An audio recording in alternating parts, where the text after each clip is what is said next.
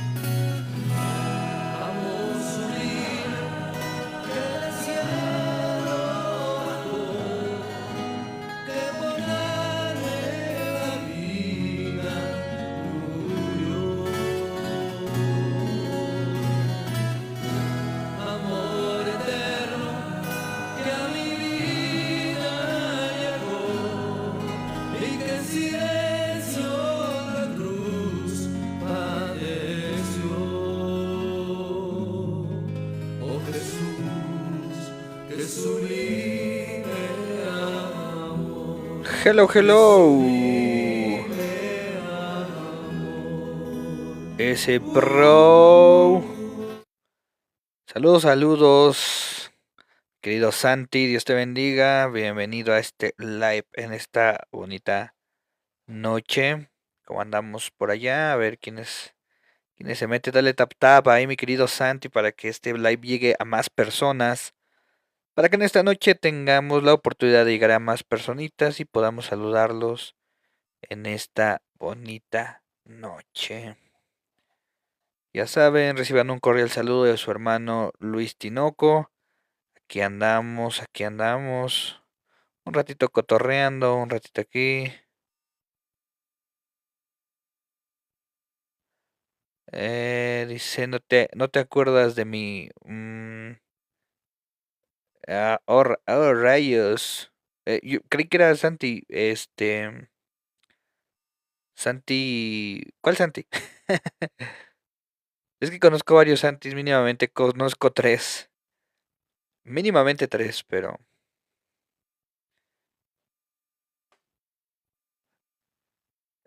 Dice, las siervas manipulan para que les compres el almuerzo, pero no te quieren en realidad. Definitivamente sí, mi querido Josué. Esto es una realidad. Sí, sí, sí. Eras el segundo en mi lista. Es que tengo un cliente que se llama Santi y es igual, está chiquillo. Pero sí, no sabía que eras tú. Sí me imaginaba, ¿no? Que podías llegar a ser tú. Pero un saludo, Santi. Claro, claro que me acuerdo de ti, claro que sí. Claro, claro que me acuerdo de ti. Ale nos cuenta bastante de ti, de cómo andas, de cómo estás. ¿Cómo estás? Diría el buen Luis Miguel. ¿Cómo estás? ¿Cómo estás? ¿Cómo estás? Pues, ¿cómo ha estado? Bien, bien, bien. Hemos estado aquí trabajando un ratito. Chambear, no queda de otra. Ser adulto es chambear, chambear y ya. Es solamente chambear y inflamarse. Uf, un rico té para amenizar esta noche. Sí, entonces lo único que se hace cuando estás viejo, cuando ya estás grande, es trabajar y ya. Sí, sí, sí. Pero es un gusto tenerte aquí, mi querido Santi. Primeramente, Dios te quedes aquí en el. Está chido estos Funkos. Sí, yo tengo varios aquí. Tengo Capitán América, tengo un Daredevil y estoy en pláticas de adquirir un. Ay, no, ¿cuál era? No me acuerdo. Era un Minato de Naruto, esos están chidos. Yo soy Narufan, así es, mis queridos hermanitos. ¿Qué más anda por aquí? A ver, pasen a saludar. ¿Qué más se encuentra en esta? ¿Ya viste cómo manipularon al Escorpión y al Doctor Hulk? Sí, estuvo muy buena esa. Sí, uy, ¿qué pasa?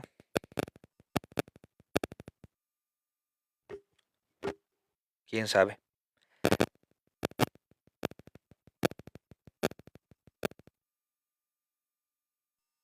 Creo que hay que...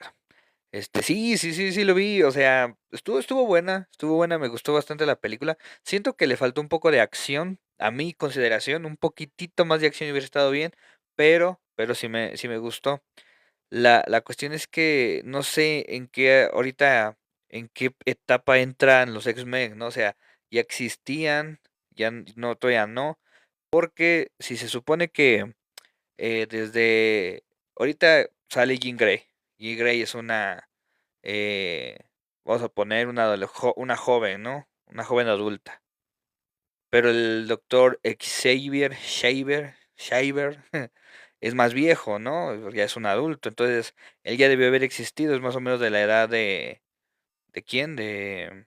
Tal vez de Ant-Man o del propio Iron Man, que son viejos, se supone. Pues ya debería haber existido, ¿no? ¿Dónde estuvo en todo ese tiempo? Es lo que yo quisiera saber. Dice el buen Santi, ¿sigues cortando? Pues sí, seguimos cortando cabello, seguimos en ese... No, no hay de otra, mi querido Santi. Descansa, mi querido Santi, saludos, saluditos, ahí estamos. Dice, no, están hablando de viejos, aquí estoy. Tremendo boomer. No, que mi querido número 9 mi querido John, Lidl. No, no es boomer, es baby boomer. Soy X. Ah, ¿es X? La, la generación. Sí, porque los boomers son de. Sí, sí, cierto, sí. Los boomers son de los 50, los baby boomers de de los 84. No, según yo eran pasando los 60, ¿no? Los 70 más o menos. Bueno, sepa la bola. Bueno, ya que están aquí, yo soy del 84. Ah, del 84. Ah, está bebecito. Sí, no es del 84. ¿O sí?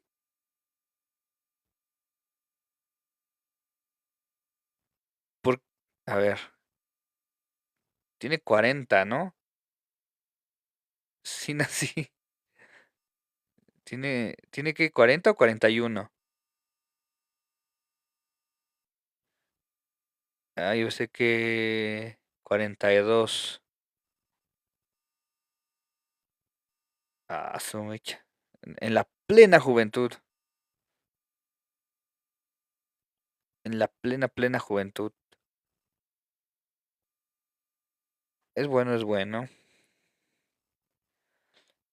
Pues bueno, vamos a comenzar en esta noche con este buen podcast. Me dormí en la película. No, no puede ser. Josué, habla con tu papá, Dios santo. No sabe de cine. En efecto, fue cine, rasgó. Dice, todavía es millennial, pero se siente X. Sí, sí, todavía es millennial. Sí, sí, todavía es millennial. Sí, sí es millennial. Pues bueno, tenemos aquí una data. He encontrado una hermanita en redes sociales, la cual me ha gustado mucho su contenido. Tira factos efectivamente. Y descargué un video justamente para hablar de lo que ella está comentando, ¿no? Y es justamente la manipulación que hay en algunas congregaciones, pero yo más que nada quería enfocarlo justamente pues a las sectas, ¿no? No tanto a las congregaciones, porque no todas las congregaciones se pintan de la misma manera, ni tampoco todas las congregaciones hacen lo mismo, ¿no? Ni todas las congregaciones son una secta. Entonces, vamos a ponerla aquí para ver esta vaina. Estás en rebelión. Como el A ver. Estás en rebelión. Como el pensamiento crítico Aguanta. se volvió Aguanta, loca. Ah, a ver, vamos a ver. A ver si no se escucha doble. Según yo, ¿no? A ver, vamos a ponerlo desde un principio. Estás en rebelión. Cómo el pensamiento crítico se volvió pecado. Este es el capítulo 5 de la primera sección de control y manipulación del libro Eso no es bíblico del pastor Tommy Moya. Hay una frase que en ciertos ambientes religiosos funciona como un arma de silenciamiento total. Estás en rebelión. No hace falta montar un escándalo ni desafiar a nadie en público. Alcanza con hacer una pregunta incómoda, notar que algo no cuadra con el texto o decir que no se tiene paz en una decisión. Ahí llega el diagnóstico y en su versión más manipuladora ni siquiera se discute lo que preguntaste, sino el espíritu con el que lo hiciste. Es una trampa perfecta diseñada para que no haya defensa posible. El problema deja de ser tu pregunta y pasa a ser algo invisible que solo el líder tiene la autoridad de discernir en ti. Conveniente, ¿no? Ok, esa parte me llamó bastante la atención porque eso es muy real, ¿no? Hoy en día vemos que nada puede ser cuestionado, nada puede ser debidamente preguntado, por así decirlo, porque todos son espíritus, todos son esas cuestiones, ¿no? O sea, el espíritu de rebeldía, eres un rebelde, eres un tal, un insujeto y demás.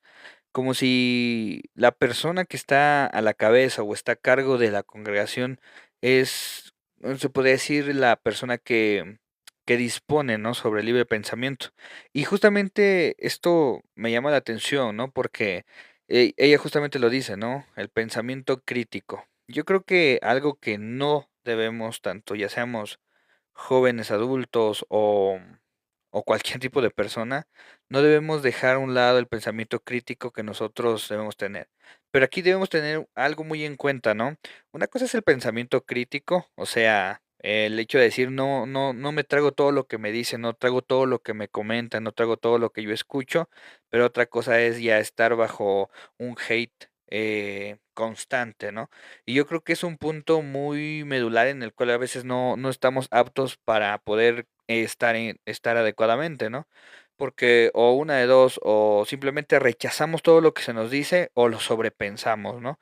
Y yo creo que también esa parte es delicada, ¿no? Debemos tener un punto de conciencia y un punto de inflexión en el cual decimos, sí hay esas dificultades de creer ese tipo de cosas, pero tampoco lo descarto porque meramente sabemos que pues tenemos en cierto punto un velo, ¿no? En el cual pues no sabemos todo y todo se nos ha sido revelado ni mostrado. Pero en ese punto, o sea, yo creo que la hermana lo dice en el sentido más extremo, ¿no? De decir que hay gente que sí no permite que le cuestiones, hay personas que no permiten que tú les preguntes nada porque todo te lo tildan a una cuestión ya más mística, ¿no? Ni siquiera vamos a llamarlo espiritual, ¿no? Porque yo siento que el pensamiento crítico, las dudas, los cuestionamientos, incluso a lo que otra persona podría decir, yo creo que son 100% espirituales. Por eso justamente Dios tiene toda la sabiduría, tiene toda la sapiencia para poder dar una respuesta adecuada, ¿no? Y esto lo vemos mucho en el trato de Jesús con los apóstoles, ¿no? Decían justamente, oye, ¿por qué, Señor, es esto? Y el Señor les daba una respuesta. Explícanos, ¿no? La parábola, ¿por qué tal cosa es así? Y el Señor se los explicaba, ¿no? Entonces, yo creo más allá de todo eso, yo siento que es un temor muy, muy fuerte y muy grande de los líderes de hoy en día, los cuales sí no se atreven a justamente a indagar o a tocar sus propias creencias, ¿no? Y esto es algo muy, muy delicado porque a veces podemos criticar a las personas y decir, no, pues es que tal pastor o tal líder, pues no cambia de parecer o no cambia de, de pensamiento, pero debemos entender que es muy complicado para alguien que ha creído ciertas cosas toda su vida y en que en cierto punto su camino de fe se ha arraigado en ese tipo de creencias, en ese tipo de presuposiciones, que las quite de la noche a la mañana, ¿no? Si a nosotros, siendo jóvenes, hoy en día se nos hace difícil aceptar un consejo, aceptar una exhortación, a veces un poco más el hecho Imagínate, si eso nos ocurre a nosotros siendo jóvenes, que aún en cierto punto somos moldeables e inexpertos para poder llegar a hacer ciertas cosas, ahora imagínate pues alguien que toda su vida ha pensado de esa manera, ¿no? Pero eso que decía la hermana sí me llamó bastante la atención porque sí llega a pasar muchas veces, ¿no? Vamos a seguir escuchando. El capítulo va directo al texto para desarmar esto pieza por pieza. La rebelión de verdad, la que la Biblia condena, es el becerro de oro. Es la conspiración de Coré. Traición deliberada a Dios, no una pregunta hecha con respeto. En el Nuevo Testamento la palabra apunta siempre al rechazo del Evangelio, nunca a cuestionar la decisión de un pastor. Equiparar ambas cosas no es teología, es una maniobra de poder con un versículo pegado encima. Ok, eso es algo bien delicado, ¿no? Porque justamente la mayoría de las ocasiones es una perpetuidad de autoridad, ¿no? El hecho de decir, no, es que la cabeza es el pastor, ¿no? Y debemos entender algo muy importante, ¿no? Porque sí tiene que haber un límite, ¿no? En el cual no debemos perder el respeto por nuestras autoridades, o sea, el hecho de decir, no, es que, incluso eso lo mencionaba el domingo el pastor de mi congregación, ¿no? O mi pastor, decía, bueno, es que muchas veces nos desviamos, ¿no? Y decimos, no, es que Cristo es la cabeza de la iglesia, ¿no? Entonces yo no tengo que sujetarme al pastor en el que estoy, ¿no? No debemos confundirnos, o sea, sí hay una cabeza ontológicamente o espiritualmente, universalmente, que liga a todos los creyentes y a todas las iglesias, y esa cabeza es Cristo, ¿no? Pero cada uno de las iglesias, de las congregaciones, tiene que tener un líder, tiene que tener a alguien que esté justamente dirigiendo, administrando, y yo creo que la palabra más adecuada es justamente esa, la administración de una congregación, ¿no? Pero justamente lo que escuchábamos ahorita de la hermana, ¿no? Lo que decía. Una cosa es lo que debemos entender que es algo en rebelión contra lo que dice la Biblia, y otra cosa es una clara desviación o un contrapunteo del pensamiento de la persona.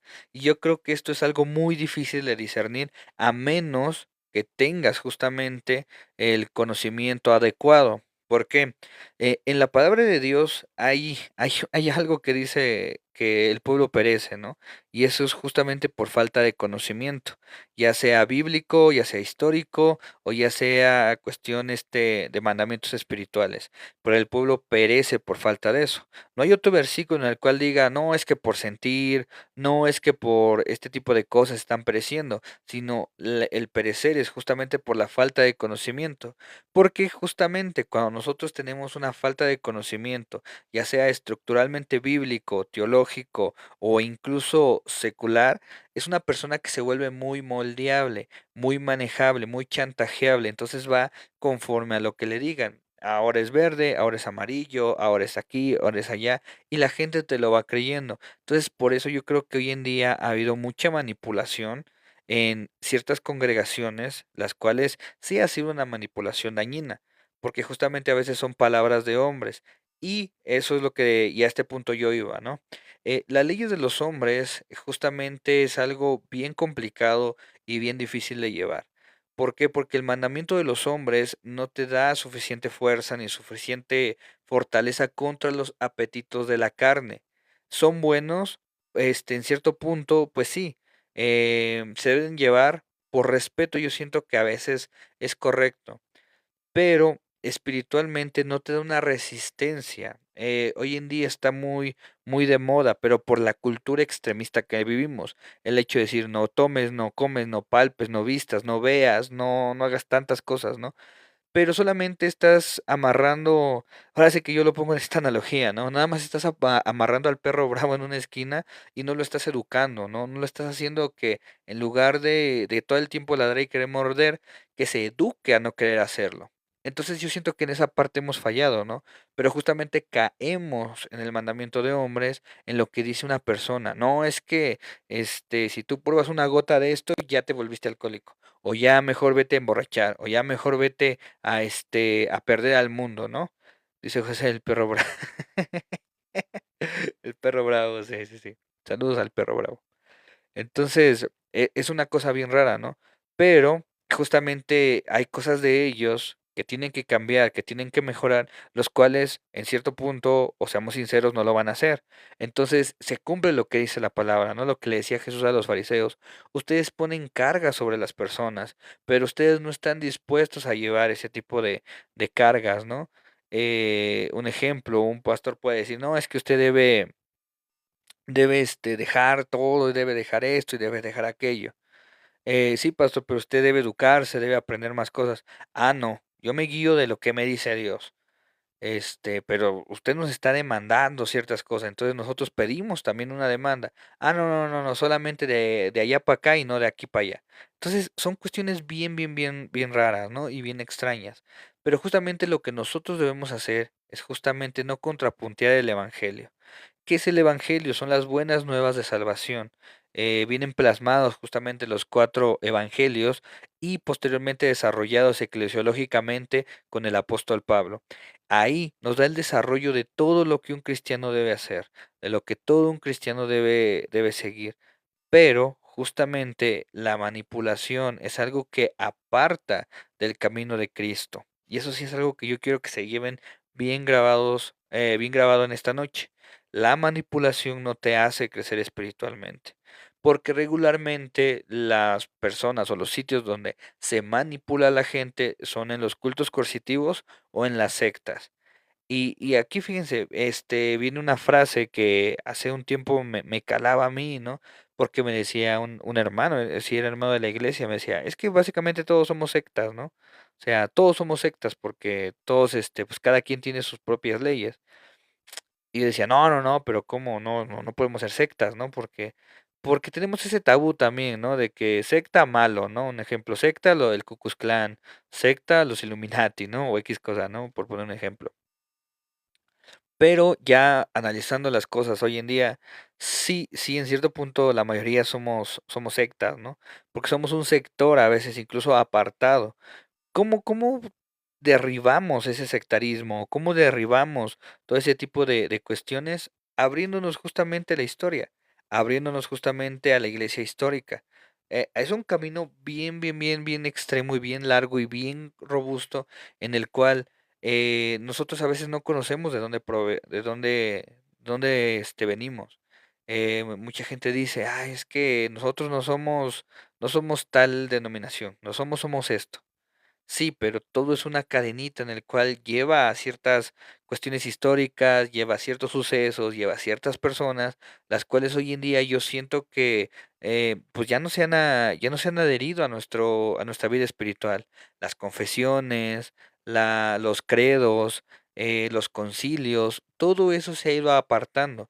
Entonces nos volvemos básicamente en una secta, porque hoy en día una frase que a mí sí me causa dolor y me causa un poco de espesores de que digan, es que esto lo hacemos aquí así, o esto es lo que nos dio el Señor para esta iglesia.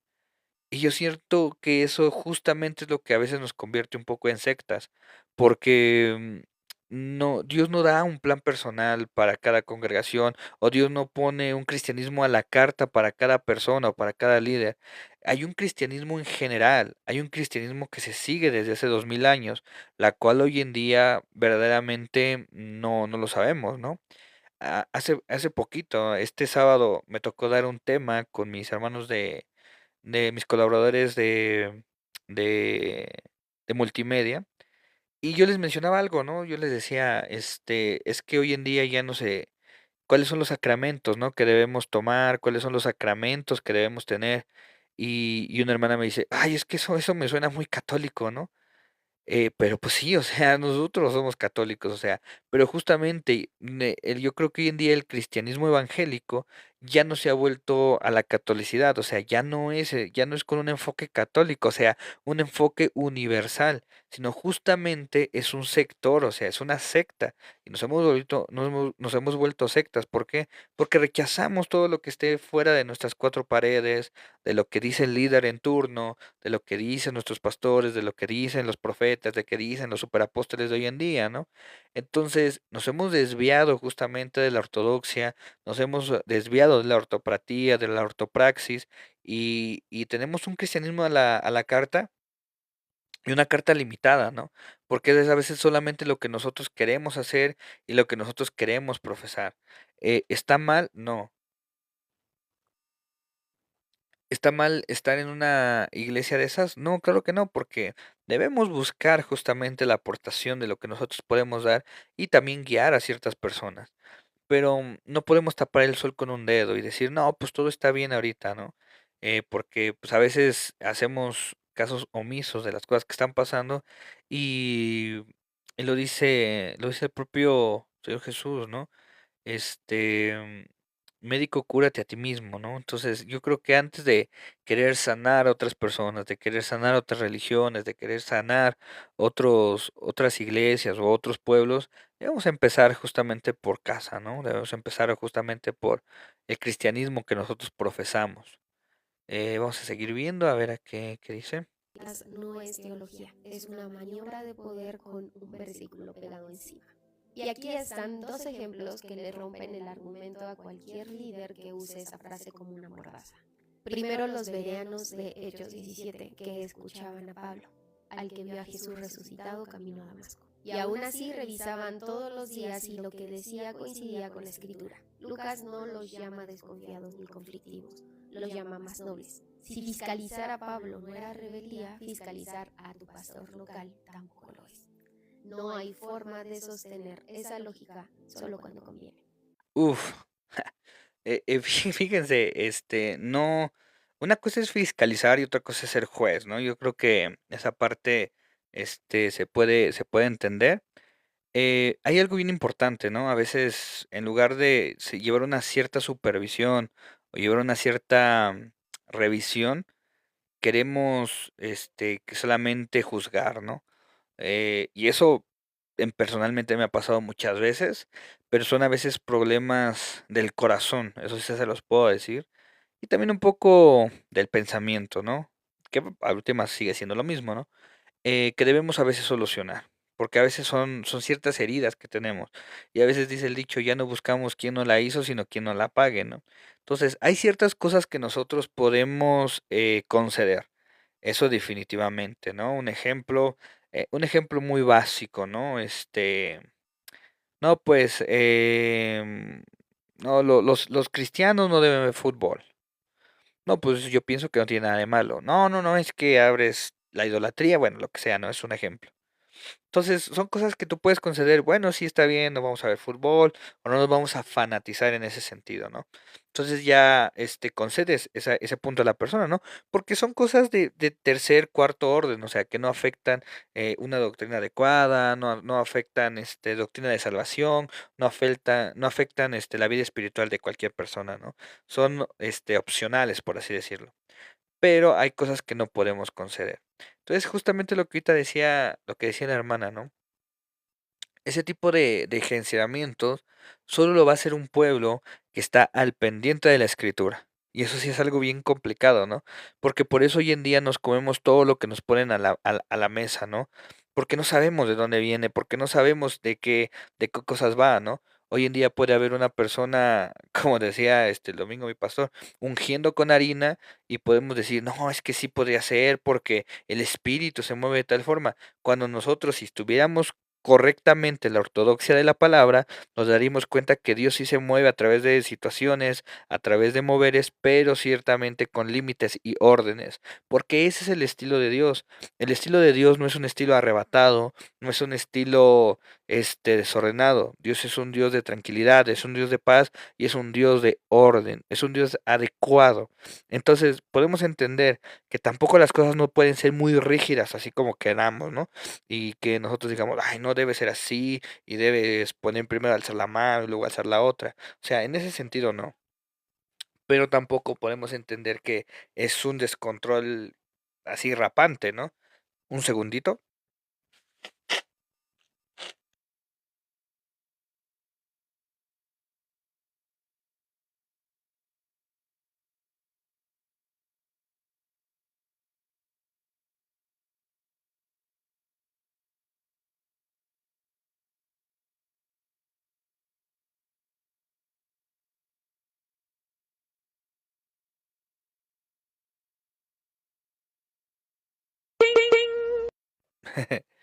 Perdón, me equivoqué de botón.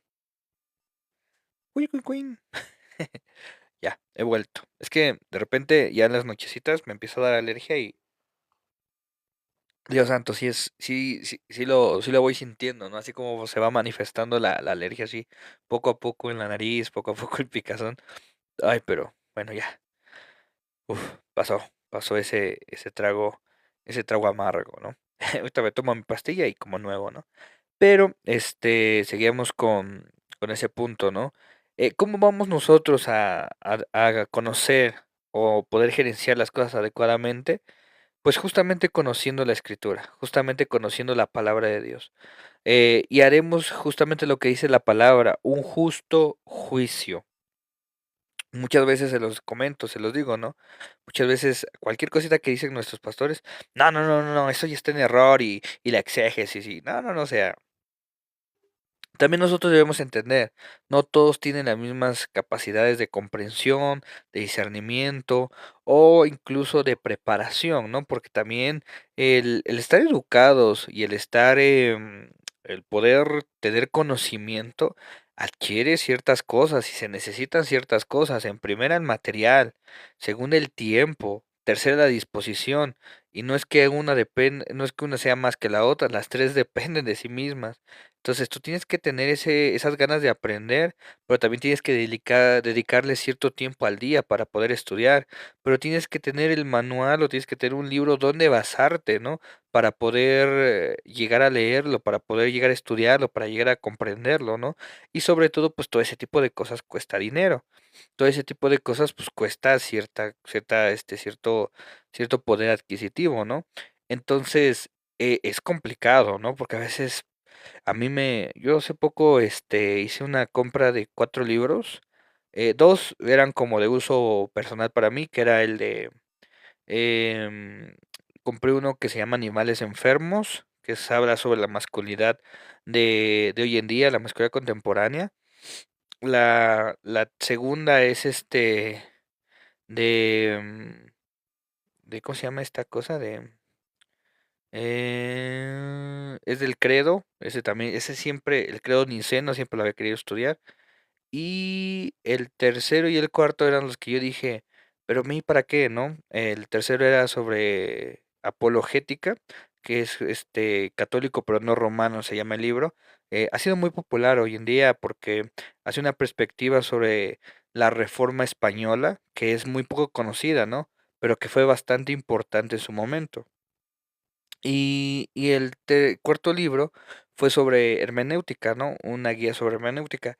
Y en este libro es la que a mí me llamó la atención porque dije, o sea, sí enseño en ciertos puntos, enseño en grupos pequeños, así de repente con un grupo de varones, pero mi área así como de expertise no es la predicación o no es donde yo me he estado desarrollando, ¿no? Entonces sí dije, ¿para qué gasto, no? O sea, ¿será un gasto innecesario, por así decirlo? Pero justamente es donde yo creo que Dios te va trazando, ¿no? Y te va permitiendo aprender, descubrir, comprender para el día de mañana que tú estés preparado y seas un obrero correctamente preparado sin nada en qué avergonzarte. Pero ¿qué creen? Ahí es justamente donde entramos en el dilema, ¿no? A veces tenemos que estudiar, a veces tengo que agarrar un cierto punto de mi tiempo para poder pues llevar a cabo todo ese tipo de lectura, ese tipo de estudio, ¿no? Y es complicado y es pesado, sí, porque a veces pues queremos hacer otras cosas y nos cuesta, ¿no? Pero justamente todo eso, para que yo tenga una correcta interpretación, un correcto conocimiento, tengo que estar preparado, ¿no? También para no creer todo lo que se me diga, ¿no?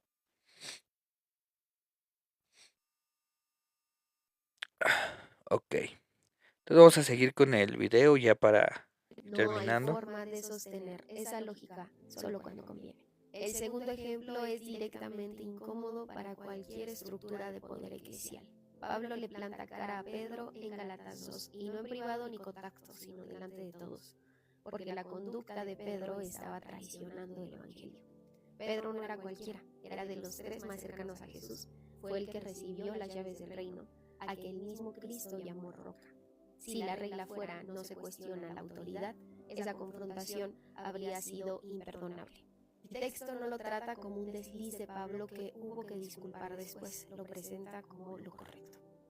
A esto se le suman mandatos que no dejan demasiado margen para la excusa. Examinadlo todo, Primera de Tesalonicenses 5:21. Probad los espíritus, Primera de Juan 4:1. Y Gálatas 1:8, donde Pablo se mete a sí mismo bajo el escrutinio si a un nosotros o a un ángel del cielo os anunciare otro evangelio, será anatema. Nadie queda exento, ni el apóstol, ni el ángel, y mucho menos el pastor local que predica los domingos en tu congregación. Fíjense, algo bien, bien complicado, ¿no? Mucha gente dice, ¿no? Es que está bien ungido, es que se ve que está bien metido con el Señor.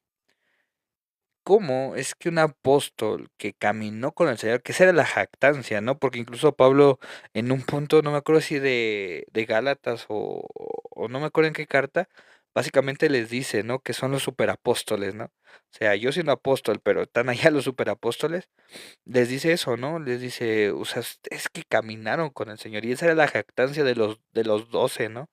No, pues caminamos con el Señor, ¿no? Por eso Pablo seguidamente em, tenía que defender su apostolado. No sé si se han dado cuenta que en algunas cartas, o la mayoría de ellas, siempre empieza con eso, ¿no? Pablo defiende su apostolado, Pablo reafirma su apostolado. ¿Por qué? Porque justamente esa era la gran duda, ¿no? Pero es que ellos anduvieron con el Señor y tú eras un asesino, ¿no? De cristianos, ¿no? Entonces, ¿cómo está eso, no? O sea, están al mismo nivel, somos más, son menos, y Pablo se defiende y dice, no, no, somos iguales aquí todos, no hay cierto liderazgo ni cierta, liderazgo sí, pero rango, por así decirlo, ¿no? Entonces, justamente Pablo, ¿no? Tenía esa autoridad para poder reprender a Pedro porque se estaba haciendo algo malo.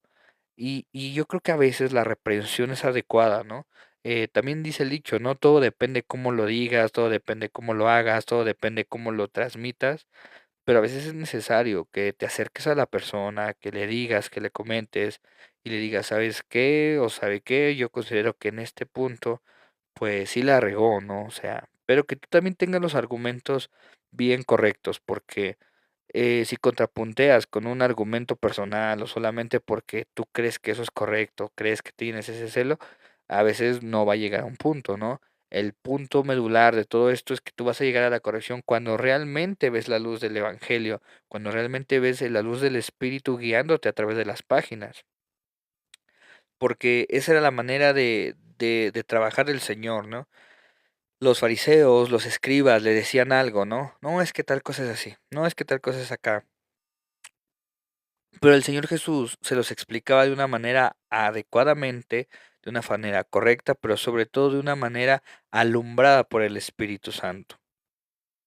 Entonces, de esa manera, ellos quedaban pues sin argumentos y ya no tenían con qué refutarlo, ya no tenían con qué decir, no, sabes que no, no, sabes que de esta manera, no, sabes que así, así y asado. No. Entonces, esa es la cuestión. Predica los domingos en tu congregación. El capítulo no se va al extremo fácil de decir que toda crítica es legítima solo porque incomoda. Marca la diferencia. El discernimiento real cuestiona desde la palabra y la búsqueda de verdad, no el escándalo. La rebelión destructiva busca poder, lleva el conflicto a las redes en vez de a la escritura y deja división como huella. La diferencia nunca está en si uno pregunta, es en para qué lo pregunta. Es importante observar que en una comunidad sana una pregunta se recibe como una oportunidad. Si el líder se equivocó, lo admite. En una comunidad controladora la pregunta se trata como si fuera una amenaza y en el peor de los casos termina convertida en una evidencia pública de que algo anda mal contigo. Como lo hemos visto anteriormente, el resultado no apunta hacia la madurez en Cristo, sino al silencio entrenado. La gente aprende rápido que preguntar sale caro y deja de hacerlo. Y una iglesia que castiga las preguntas no es una iglesia que cuida ovejas, es una que las mantiene quietas. Eso sí, tengan mucho cuidado. Eso es lo que les comentaba hace un momento sobre justamente el modus operandi de las sectas o de los cultos coercitivos, ¿no? Siempre, siempre que tú vas a estar en una congregación y cuestiones y alces la voz y digas algo, si eso incomoda al líder o al falso líder que está ahí, o en este caso a un pastor, profeta, apóstol, lo que sea, y tu argumento es válido y tu pregunta es sincera y te la quieren cuestionar y te quieren silenciar, sal corriendo de ahí. O si ves que se lo están haciendo a un hermano, porque a veces incluso somos muy torpes, o sea, vemos que ya le está sucediendo algo a una persona, vemos que la están excluyendo, vemos que la están atacando por su manera de pensar, por su manera de ser, y aún así nosotros queremos estar siempre queda bien, siempre queremos quedar bien con los líderes, siempre queremos quedar bien con los pastores, siempre queremos quedar bien con la gente que está al frente, ¿no? Cuando realmente no tenemos que tener ninguna devoción por ellos. Tenemos que tener deferencia y respeto, eso es obvio, pero no tenemos que porque que caerles bien o X cosa, ya vamos a darle la espalda a las personas que están siendo lastimadas, ¿no? Que están siendo heridas, ¿no? Yo siento que si nos unimos en cada uno de estos abusos, podría haber una corrección. Podría haber una corrección en la persona que la está haciendo, que la está perpetuando. Pero como son personas que ven que no se les dice nada, que no se les cuestiona, que no hay más de uno que se le ponga de frente, ellos dicen, ah, pues es fácil, ¿no? Poder evadir o poder seguir haciendo este tipo de manipulación, ¿no? Entonces, tengamos mucho cuidado con seguir fomentando ese tipo de actitudes porque a la larga va a pesar y de todos modos a la larga te va a tocar a ti. Hoy tal vez estás apoyando a que tu pastor sectario corra a una persona de tu iglesia, pero el día de mañana, ¿qué crees? Va a ser para ti. ¿Por qué? Porque básicamente se vuelven mafias, se vuelven líderes mafiosos, se vuelven gente mafiosa, las cuales, si tú no estás de acuerdo con el grupo, pues te vas, si no, yo te saco, y si no esto, si no y aquello. No apoyes ese tipo de actitudes, de verdad no los apoyes. Una, porque para nada son cristianas. Segunda, porque va a afectar a la persona probablemente para toda su vida. Y tercera, va de regreso la bola para ti. Eso es algo 100% seguro y 100% verdadero. Juntas no es una iglesia que cuida ovejas, es una que las mantiene quietas. Una fe que no se puede cuestionar no es fe, es control. Y el control no necesita la cruz para funcionar. Para quienes deseen profundizar en los temas desarrollados por el pastor Tommy Moya, la experiencia... Ok, ya ahí es donde termina el video. Y fíjense, esa parte me gustó bastante, ¿no? Justamente la que dice, una fe que se cuestiona y no tiene respuesta, no es una fe verdadera, ¿no? Eso es real. O sea, el cristianismo se basa en preguntas, se basa en respuestas también. El cristianismo se basa en poder dar, en poder ayudar, en poder contestar. Un claro ejemplo, ¿no? Es justamente lo que decía el Señor Jesús con la samaritana, ¿no? Le dice la samaritana, ay Señor, entonces tú dime, ¿dónde debemos adorar? ¿Aquí en el pozo o en el templo de Jerusalén? Porque tal y tal y tal. Y muchos dirían, no, Jesucristo debería contestar como judío, ¿no? No, pues en el templo de Jerusalén. ¿Y qué le dice? No, la hora ha llegado y la hora es cuando los verdaderos adoradores adorarán en espíritu y en verdad. Una persona que no tendría una respuesta, sería una persona que diga, ay, usted no se preocupe de donde usted adore, usted haga, usted dé, usted esto. Y no se trata de eso. O sea, de verdad yo creo que Dios es suficientemente sabio y suficientemente y rico en conceptos, en ciencia, en sabiduría, que tiene una respuesta para todo. Pero ¿por qué a veces no la tenemos? Porque justamente no hemos buscado esa respuesta a través de la palabra, a través de la búsqueda del Señor. Y mucha gente lo dice hoy en día, no, tú no necesitas estudiar esto, tú ya tienes la palabra, ahí viene todo. Sí, pero de nada te sirve tú saber toda la Biblia si la vas a interpretar como tu regalada gana quieras, ¿no? Entonces de nada sirve eso, o sea, tú podrás saber 20.000 versículos y todos los puedes sacar de contexto. Tú puedes hablar a tu conveniencia, tú puedes manipular gente a través de la escritura, o sea, eso es real, o sea, eso es totalmente verdadero y ha pasado y está pasando hoy en día, que hay gente que hace doctrinas por un solo versículo, por un texto fuera de contexto. Entonces, no, debemos tener mucho cuidado justamente con este tipo de situaciones porque la manipulación está presente y está vigente y somos susceptibles. ¿Por qué? Porque somos almas y almas que están lastimadas, almas que están dañadas. Una persona sana es muy difícil, o una persona con identidad es muy difícil que la manipules. No imposible, nada es imposible, pero justamente es difícil. Entonces, si tú sabes que tienes un proceso, estás teniendo un proceso, ten mucho cuidado con este tipo de cosas, porque justamente a veces por eso solapan a la gente y no hablamos del pecado y no hablamos del arrepentimiento, porque ay, la gente se espanta, la gente no le gusta, la gente se pilla, la gente aquí, la gente shala shala. Entonces, no se trata de eso tampoco, pero sí se trata de predicar a Cristo, se trata de dar una palabra correcta ante los ojos de Dios, cómo, para y por Dios se hacen las cosas. Entonces, ese era el tema que trae hoy en esta noche, mis queridos hermanos. Vámonos a descansar ya, ya es ahorita, vámonos porque mañana tenemos que levantarnos temprano. Ahorita todavía tenemos que leer hay unas hojitas de los versículos que tenemos. Sin más, que Dios me los bendiga. Muy bonita noche, muy bonito día. No sé qué hora estés viendo esta en repetición, en diferido. Pero sin más, te doy gracias y que la luz de Cristo te alumbre todos los días. Hasta luego.